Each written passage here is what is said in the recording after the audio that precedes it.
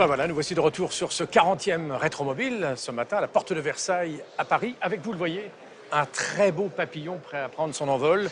Il y a du lourd ici, hein, ça fait. Il y a du très très lourd, il y a du très très beau.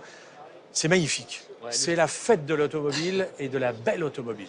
Nous sommes sur le stand de Classic Sportlicht. Et alors, revenons juste sur cette affiche. Tu vois, cette auto était présentée en 1958. C'était le Roadster coupé avec hardtop, Oui. SL 300. Et elle est là. Elle est là, on l'a retrouvée. Et elle est quasiment dans son état d'origine, Dominique. C'est-à-dire que la couleur, il n'y a eu que quelques voiles. Alors d'ailleurs, il y a des petits défauts, hein. L'usure du temps. L'usure du temps, oui. L'usure du temps, quelques cloques. Mais alors, l'intérieur est, lui, d'origine. Super bêta. Quelle est belle. C'est la classe, quand même.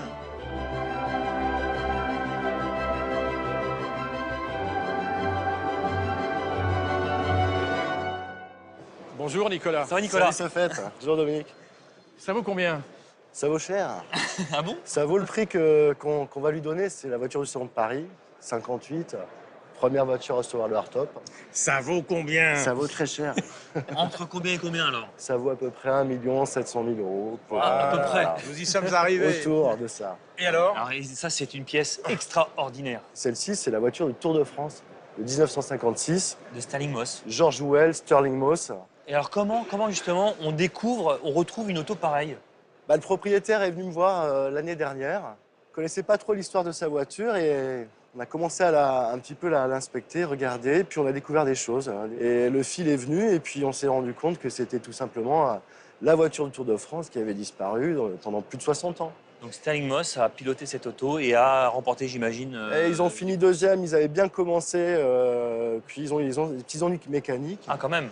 Et après, une fois que ça a été réglé, ils ont tout remporté. Dominique, je sais que tu as envie de le savoir. Ça est estimé à combien? Non, je ne demande plus, il ne veut pas le dire. Ça, c'est c'est inestimable. On sait qu'un aluminium papillon coûte à peu près 6 millions d'euros aujourd'hui. Ça vaut plus. Ah ouais.